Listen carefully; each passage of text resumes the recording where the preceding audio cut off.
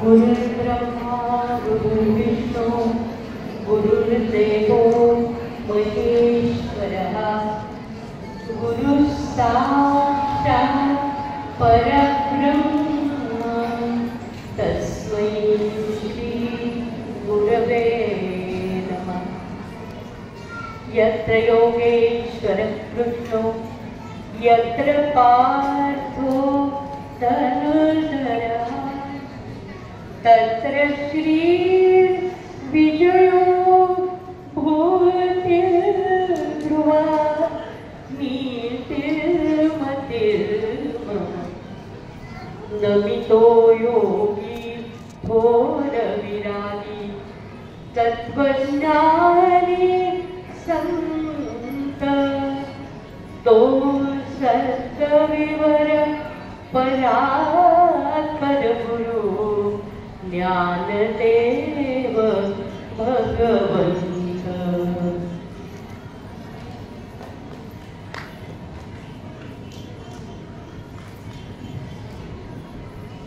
ज्या आदिशक्तीच्या कृपाछत्राखाली आपण सर्व जीव अगदी निश्चिंत मनाने जगत असतो, त्या महालक्ष्मी महासरस्वती जगदंबा भवानी माता नवदुर्गा यांना या आजच्या कार्यक्रमात सगळ्यात आधी मी वंदन करते। स्त्रीची जी अनेक रूपं आहेत त्यामध्ये या सर्व शक्ती यांचं एक दर्शन आपण घेत असतो। आज मला विशेष आनंद होतोय की त्रिवेणी संगमाचा योग आजच्या भाषणामध्ये आहे। म्हणजे आदरणीय स्वर्गीय यशवंतरावजी चव्हाण यांची आज जयंती। 8 मार्च हा जागतिक महिला दिन साजरा झाला। त्यानिमित्ताने इतक्या मोठ्या संख्येत जमलेल्या महिलांचं दर्शन मला घडतंय आणि ज्याला आपण सावित्रीबाई फुले म्हणतो, ज्या आमच्या आद्य प्रेरणास्थान आहे, या सर्वांना मी मनपूर्वक वंदन करते। माझ्या मूळ विषयाकडे वळण्यापूर्वी मला 2 स्मृती मुद्दाम सांगायच्या आहेत आणि त्या आहेत आदरणीय माजी मुख्यमंत्री पृथ्वीराजजी चव्हाण यांच्या संदर्भात। साहेबांना मी कोल्हापूरच्या 7 कार्यक्रमात तरी निवेदिका या नात्यानं खूप छान पद्धतीनं सादर केले, इंट्रोड्यूस केलं। महत्त्वाची गोष्ट म्हणजे त्यांचा बायोडेटा माझ्याकडे आला आणि त्यांची इतकी क्षेत्र त्यांनी पादाक्रांत केली, इतक्या राष्ट्रीय लेवलवर आणि आंतरराष्ट्रीय लेवलवरती खूप संशोधनात्मक तंत्रज्ञानावर आधारित अशी अफाट कामगिरी केली आहे। त्यामुळं मला असं वाटतं की आज जवळजवळ एक 30 वर्षाचा तरी कालावधी लोटलाय आणि पुन्हा या प्रीती संगमावरती आपली भेट झाली। मला खूप आनंद झाला। दुसरी एक गोष्ट मला सांगायची आहे की आज आपल्या प्रथम प्रीतीचा संगम हा झाला असं ज्यांच्या संदर्भामध्ये गाणं रचलं गेलं नाटकामध्ये, त्या कृष्णा आणि कोयना यांच्या संगमाची जी माती आहे ना, ती मातीच तुम्हाला आणि मला महिला शक्तीला खूप मोठं अमृताचं बळ देते असं मला वाटतं। याचं कारण असं आहे पहा की शेवटी बऱ्याचशा माहेरवाशिनींनी या कृष्णामाईला थोडी आपली सुखदुःख अश्रू समवेत सांगितले पण असतील।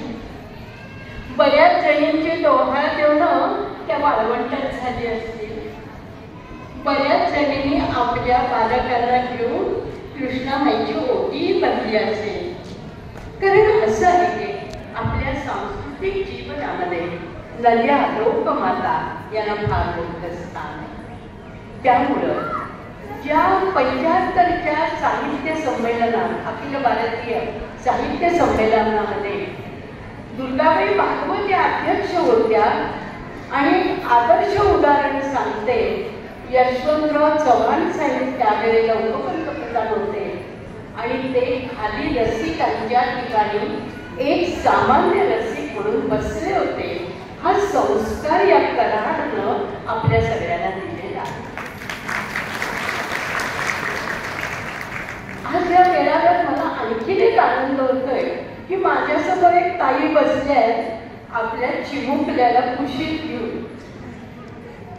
त्यांच्या शेजारी थोडंसं वाढतं वय असलेलं आणि अगदी त्या मोबाईलमध्ये जीव ओतून राहिलेलं असं हे रूप माझ्या समोर आहे. आणि समोरच्या मेळाव्यामध्ये 70-80 ते वयोगटाच्याही महिला आहेत. खऱ्या अर्थानं स्त्री जीवनाचे सगळे टप्पे आपल्या समोर आले आणि ही फार विलक्षण गोष्ट आहे. वाऱ्यावरती तुझं लागलं जळायचे घेऊन कमल पाध्ये यांनी आम्हाला युवती मेळाव्यामध्ये सांगितलेलं हे गीत आहे. वाऱ्यावरती जळायचे म्हणजे काय तर कितीतरी प्रकारचे विरोधाचे वारे वादळ झंझावा तुमच्या समोर येणार. अडचणींच्या काट्याकुट्याच्या वाटेतून तुम्हाला जायचंय. पण हे सगळं करत असताना सुद्धा एकच तारा समोर आणि पायतळी अंगात. पायातळी जरी पेटते निखारे ठेवले तरी तुम्ही आम्ही महिला सहजपणाने ते पार करून जाऊ. कारण समोरचा विकासाचा राष्ट्र उभारणीचा ध्येय तारा आम्हाला खुणावत आहे. म्हणून आता मी 2 घोषणा सांगणार आहे. सगळ्यांनी जोरदार आपला आवाज पार दिल्लीपर्यंत केला पाहिजे. हम भारत की नारी है. तुम्ही म्हणायचं फूल नाही चिंगारी है. बोलो हम भारत की नारी है. हम भारत की नारी है. अहो बघताय काय ऐसा मेलवा. आम्ही जेव्हा विद्यार्थी जीवनामध्ये आंदोलनात वगैरे भाग घ्यायचो ना तर रस्त्यात जाणाऱ्या येणाऱ्या माणसांना पण असे काही आविर्भाव करून म्हणायचे की त्याला वाटायचं माझं काय चुकलं मग हे असं का म्हणाल्या. आजपर्यंत नारीच्या जीवनाला कशा पद्धतीने संबोधलं गेलं होतं. नारी जीवन आहे तुम्हारी यही कहानी आंचल में है दूध और आंखों में पानी. तुला मातृत्वाचा निसर्गानं दिलेला तो वसा आहे आणि जी जबाबदारी आहे त्याचं भान राखून तू ते पार पाडणारच आहेस. आणि आपल्या अंतरंगामध्ये असलेलं स्तन्यपासून आपल्या बालकाला बालिकेला अगदी सुंदर गुटगुटीत बनवणं हे आई म्हणून आनंदाचंच आहे. पण आंखों में है पानी. कितीतरी महिलांचं जीवन असं आहे पहा की ज्यांचे कष्ट ज्यांचं आयुष्य ज्यांच्या ठिकाणी असलेली उमेद ही सगळी मुली ती रांधामध्ये नुसती करा यामध्ये वाया चालते की काय असं माहिती. म्हणून मी पहिल्यांदा नमन केलं क्रांतीज्योती सावित्रीबाईंना. पहा शिवबाईंच्या मातोश्री जिजाऊ साहेब झाल्या नसत्या किंवा क्रांतीज्योती सावित्रीबाई फुलेंनी पहिली शाळा मुलींच्यासाठी 1848ला काढलीच नसती. आणि मेरी झाशी नाही दोन्ही असं म्हणत तलवारीच्या संशयीच्या जोरावर ब्रिटिश पुरुष आर्मीला सुद्धा थरकावून टाकणाऱ्या राणी लक्ष्मीबाई आणि समाजकार्याबरोबर स्त्रियांना सामाजिक नवभान देणाऱ्या अहिल्याबाई होळकर या सर्व जणींनी त्या काळामध्ये कष्ट उपसले, अत्यंत परिश्रमानं समाजाला जागं करायचं काम केलं. त्या जर झाल्या नसत्या तर आज मी तुमच्या पुढं एवढं निर्भीडपणानं, आत्मविश्वासानं आणि समाजाची एक जबाबदार घटक म्हणून माझं मनोगत व्यक्तच करू शकले नसते.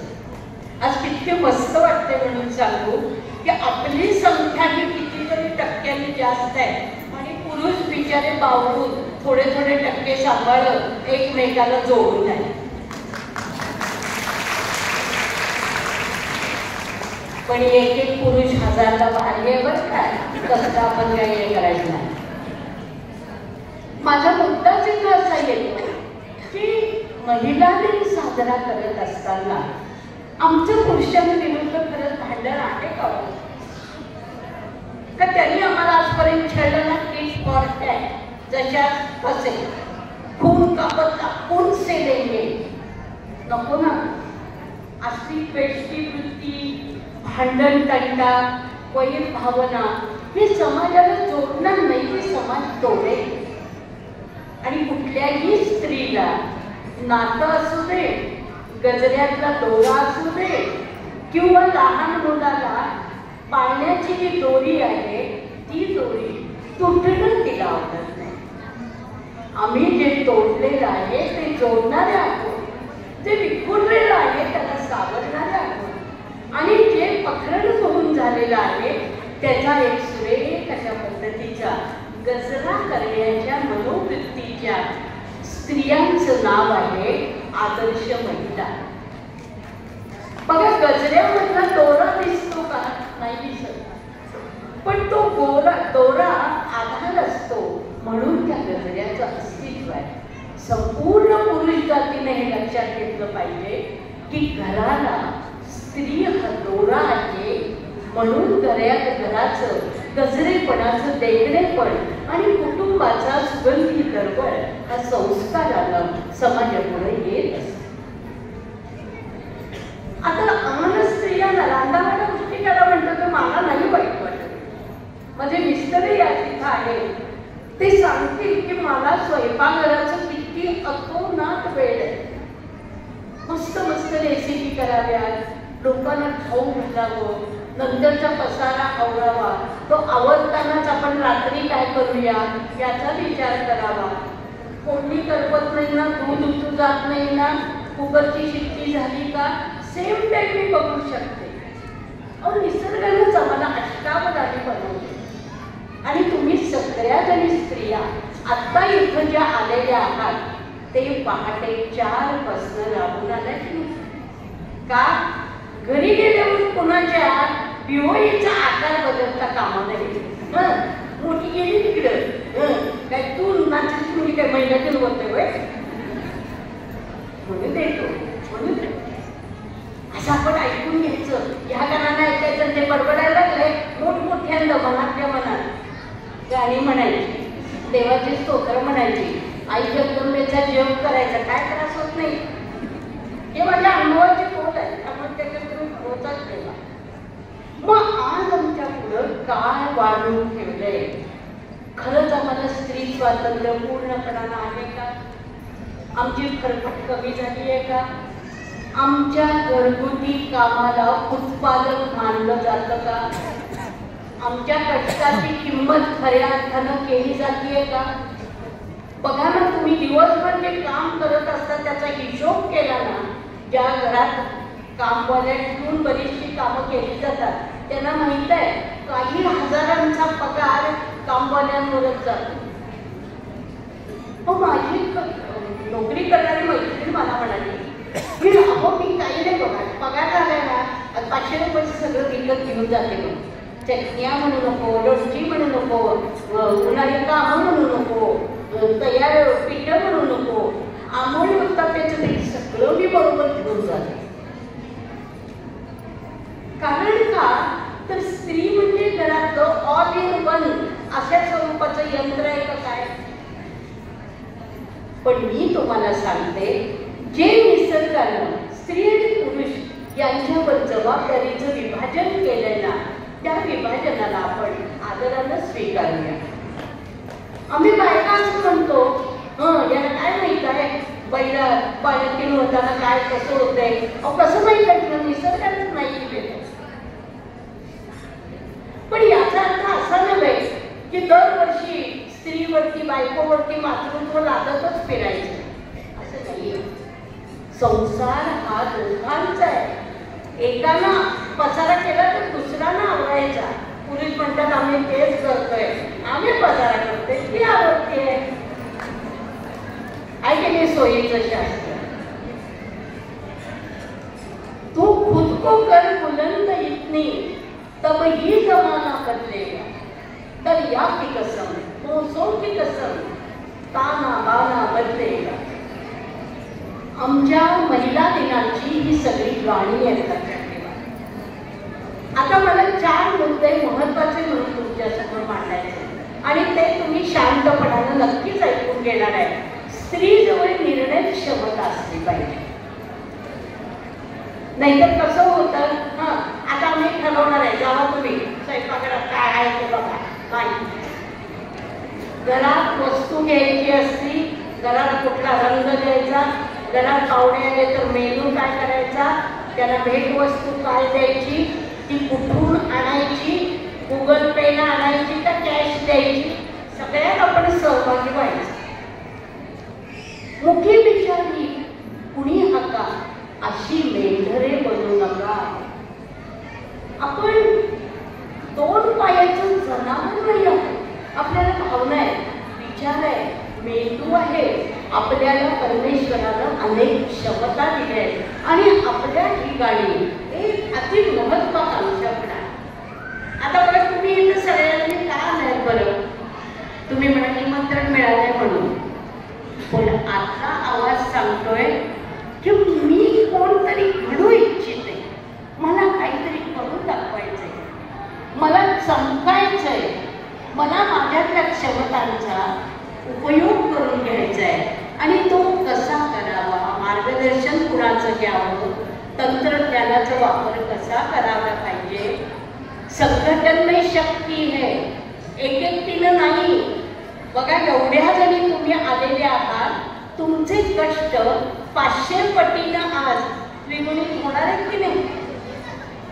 आणि तुम्हाला असं वाटेल मी एकटी नाही आहे, माझ्या पाठी या सगळ्या माझ्या बहीण, आई, आजी, काकू, मामी, माझ्या मैत्रिणी सगळ्या माझ्या बरोबर आहे. दुःखाचं या ठिकाणी भागाकार केला जातोय आणि आनंदाचा मात्र गुणाकार. त्यामुळे आपल्या पदरात काय पडतंय तर जीवनावर जगून आणि प्रेम करून आपण या ठिकाणी समाजाला दाखवून देणार आहे की राष्ट्राच्या जडणघडणीत आम्ही स्त्रिया महत्वपूर्ण आहोत.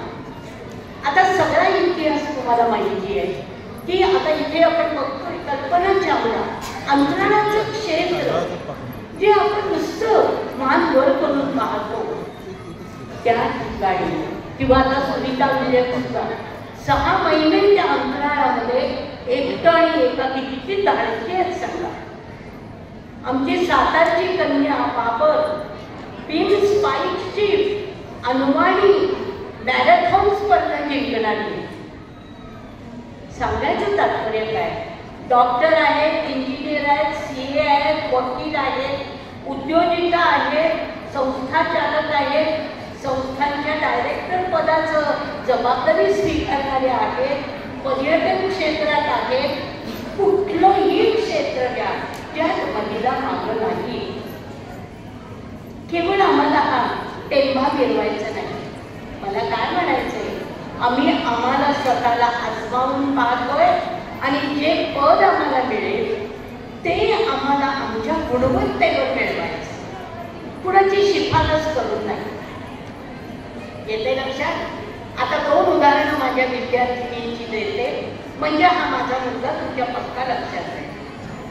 माझ्या एका विद्यार्थिनीनं नर्सिंग कोर्सला म्हणजे ते ॲडमिशन घेतली आणि तिला विचारलं, काय ग तुला या दळभद्री व्यवसायाची काय एवढी बुरळ पडली. तिला इतका म्हणजे तो शब्द झोपला आणि कशाचाही मुलाही जन्म बाळगतात.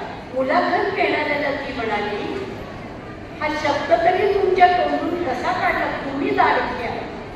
अहो, नर्स नसती तर हातीपायी धड या भूमीवर तुमचा जन्म तर झालाच का काय? हा आपल्या कामाचा जो काही जबरदस्त अशा स्वरूपाचा प्रभाव आहे आणि निर्भीडता, निश्चितता, स्वतःच्या कर्तृत्वावरती विश्वास आणि स्वतःच्या गुणांची पालक असणं. नो तयसेल्फ. विवेकानंद म्हणायचे की सर्व स्त्रियांच्या ठिकाणी एवढी मोठी शक्ती आहे की या शक्तीपुढं उठता आपण झडतील उठता आपण नमतील विघ्ने महाभयंकरा आता कायन केला आपण वर्तन तुंग हिमालय हासत जावे काट्यावरती तरुणींनी अनुवाणी सदा निघूया सरसावरती देशाच्या. आमचं सगळं कर्तृत्व कशासाठी आहे? मिरवायसाठी नाही, कुणाशी भांडण म्हणून नाही, कुणाशी ईर्ष्या म्हणून नाही, प्रसिद्धीच्या मागे धावायचे म्हणून नाही. राष्ट्र उद्धारणीची जी जबाबदारी देऊन निसर्गाने आम्हाला पाठवले ते आम्ही नक्की स्वतः स्वीकारले. जरी उद्धरणी गेल तिच्या ओझाचा हा व्यर्थ भार विद्येचा. महिलांनो, जे पुस्तकात वाचून आपल्याला कळणार नाही ते आपण अनुभवातून शिकतो. अगदी वयाच्या 5व्या वर्षी मी आईला म्हणायची, मला ना अशी पौर्णिमेच्या चंद्रासारखी भाकरी आलीच पाहिजे. आणि 6व्या वर्षी मी तशी भाकरी करायला शिकले.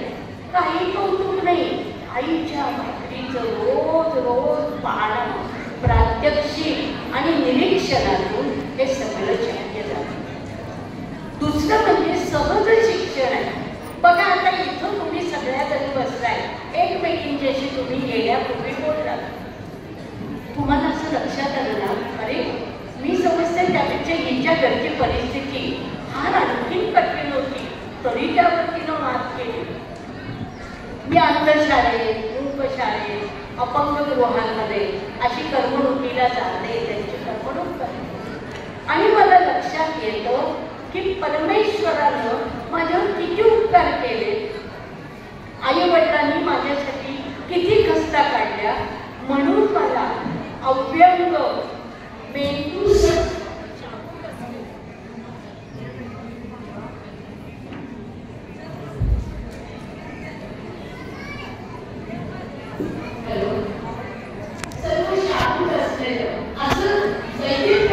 शरीर मिळालं. महिलांनो, आज आपण या ठिकाणी जपलेले आहोत तर आपण सगळ्या आपल्या पुरुष वर्गांना मनपूर्वक धन्यवाद देऊया की त्याने आजवर आपल्याला अत्यंत मनापासून कधी खळखळ केली असेल आपल्याला. तो शेवटी निसर्गानं त्याला दिलेला थोडासा आरेरवीपणाचा भाग आहे. फार डोक्यावर बसले तर त्यांना चटकन आपटायचं, पण सहन होते तिथपर्यंत सहन करूया. का तर स्त्री आणि पुरुष रथाची 2 चाकं आहेत हे गुळगुळीत झालेलं वाक्य जरी वाटलं तरी त्याला खरंच अर्थ आहे. एक चाक गतीनं पळत गेलं आणि दुसरं आहे त्याच ठिकाणी चिखलात रुतून बसलं, कशी रथाला गती मिळेल? म्हणून स्त्री पुरुष समानता, स्त्रियांचं स्वातंत्र्य, स्त्री विकास याच्यापेक्षा मला असं वाटतं स्त्री पुरुष साहचर्य हा शब्द फार सुंदर आणि योग्य ठरेल.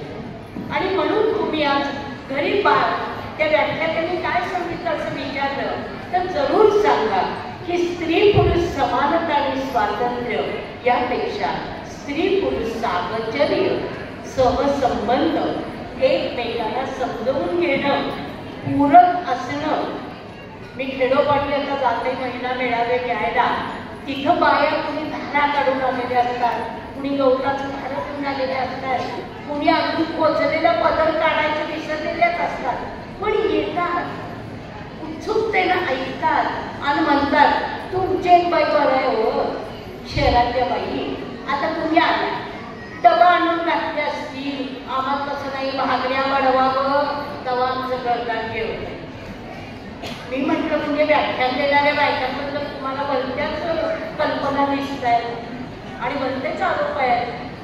तुम्हाला म्हणून सांगते, माझं घरचं सगळं स्वयंपाक पाणी व्यवस्थित उरकून मगच मी जाते, म्हणून गेली 30 वर्ष बाहेरचं क्षेत्र धडाडीनं मी आत्मसात करू शकते.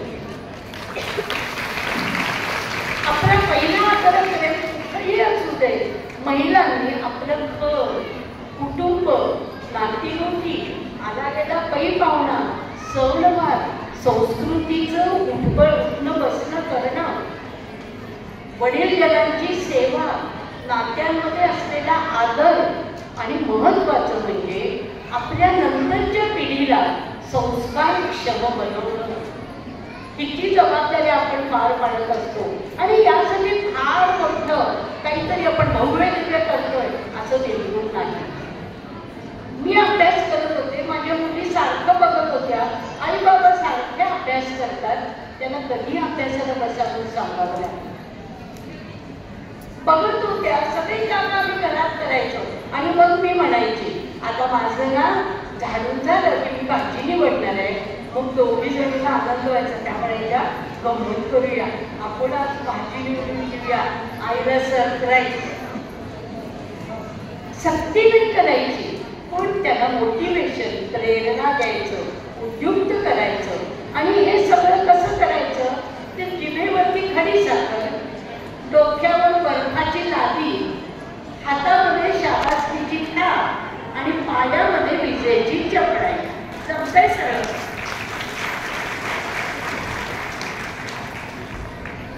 घर हे आपल्याला स्वायत्त दिलेले क्षेत्र, साम्राज्य आहे आणि त्याची आपण सम्राज्ञी आहोत याचा आपल्याला पहिल्यांदा अभिमान पाहिजे. आणि बघा, आजी पंडितच्या वतीने एक बंधनं होती किंवा जे त्यांना यमनियम होते, जी त्यांना रूढी परंपरा पाळाव्या लागत होत्या, तेवढ्या आताच्या पुढच्या पिढीला नाही लागत. आता बघा ना, मी निवेदन करत होते त्यावेळेची परिस्थिती आणि आता ज्या आमच्या मॅडम करतायत त्या बऱ्याचशा गोष्टी मोबाईलमध्ये नोट करून आणलेलं आहे, ते बघतायत. जरूर चांगलंच आहे. Save energy, save time and achieve the goal, नवा मंत्र आहे. शेवटच्या 3च मुद्दे मी सांगते. ज्या यशवंतराव चव्हाण साहेबांनी देशाचे उपपंतप्रधान, संरक्षण मंत्री आणि संयुक्त महाराष्ट्राचे पहिले मुख्यमंत्री म्हणून आपल्या कर्तृत्वाचा अमिट ठसा उमटवला, त्या यशवंतराव चव्हाणांना मला विनम्रतापूर्वक अभिवादन का करावं वाटतं? तर या माणसानं किती क्षेत्रात आपले चतुरस्त्र व्यक्तिमत्व आमच्या समाजासमोर ठेवलं. उत्कृष्ट वक्ते, व्यासंगी राजकारणी, धडाडीनं निर्णय घेणारा एक द्रष्टा राजकारणी पुरुष आणि सगळ्यात महत्वाचं म्हणजे साहित्य, कला, संगीत, नाट्य या सगळ्यावरती त्यांचं स्वतःचं प्रेम. अनेक साहित्यिकांची मंडळं ते बनवत आणि आपल्या पदाचं बडेजाव विसरून समोर नव्या उदयोन्मुख कवींना बसवून काव्य मैफली पाहत होते. माधव महाराज मानव आणि पाडगावकर वगैरेंच्या कविता ऐकत होते आणि तत्कथित लक्ष्मण शास्त्री जोशींसारख्या व्यासंगी अशा स्वरूपाच्या ऋषितुल्य विचारवंताच्या पायाची बसून साहित्य लेखनाचे धडे गिरवत होते. बघा, फळभाराचा जो वृक्ष असतो तो वाकलेलाच असतो आणि ज्यांच्याकडे एवढं उत्तर असतं ते तडतड करून उभे असतात. यशवंतरावांनी आम्हाला हे शिकवलं की तुमच्या व्यक्तिमत्वाला सूर्याच्या किरणासारखे असंख्य किरण असते, पण त्याचा केंद्रबिंदू एक ठेवा, तो म्हणजे देशभक्ती, देशप्रेम, समाज विकास. समाजाच्या तळागाळापर्यंत आपल्याला जायचंय आणि राष्ट्र घडवायचंय. उच्चभ्रू असलेल्या महिलांना मला माहिती आहे इथं सगळ्या वयोगटाच्या जशा महिला आहेत तशा सर्व वर्गाची आर्थिक परिस्थिती असलेल्या आपण आहोत.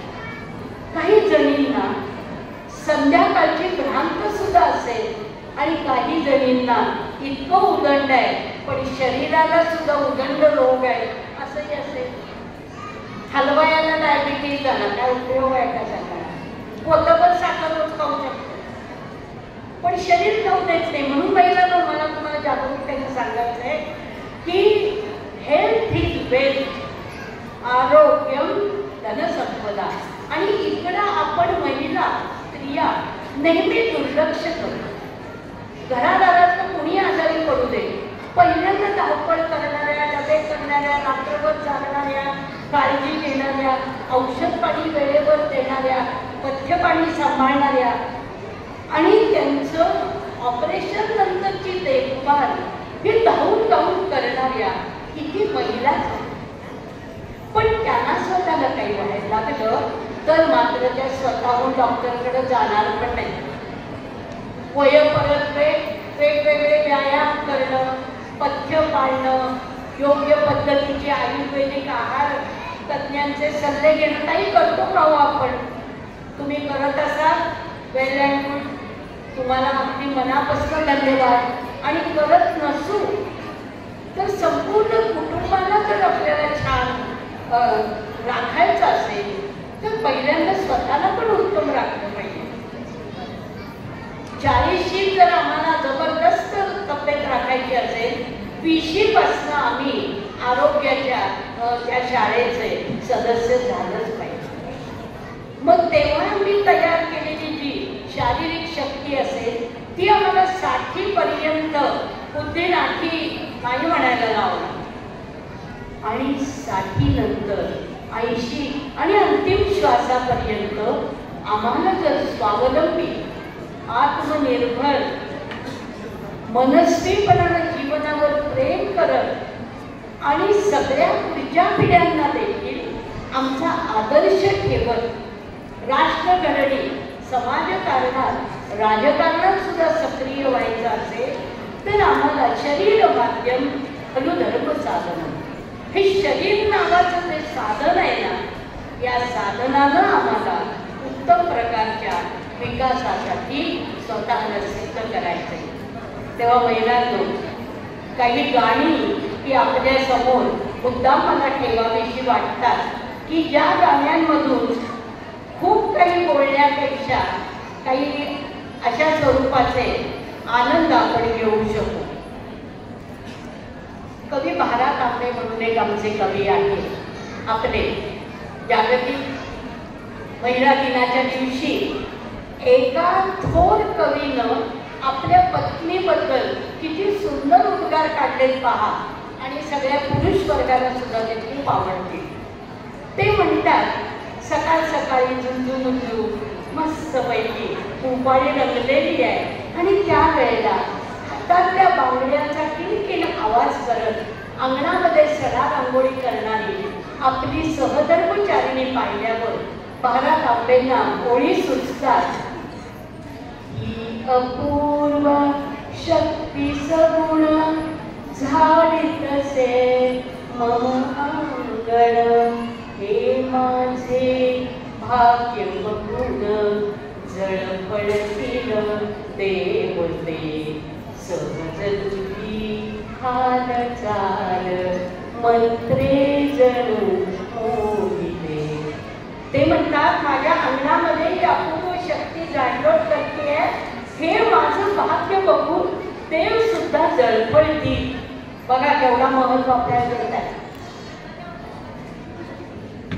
घरात काही मंगल कार्य असतं की स्त्रीला उखाणा घ्यायची भलतीच आराधना केली जाते आणि तिला पण हवं असते बरं काय, पण उगाचच वर करून आहे बाई असं करत मग ती घ्यायला तयारच होते. आणि मग ती उखाणा काय घेते बघा. मैत्रिणीनो सांगते तुम्हा मनाची भावना, श्रुती भक्ती जुळ्या मुली एक तारी विना, जुळविला सूर माझा ऐल पैल तुझ्या सहवासात दुःख झाले दूर. हळूच सांगते, हे सगळं माझ्या कुटुंबाचंच आहे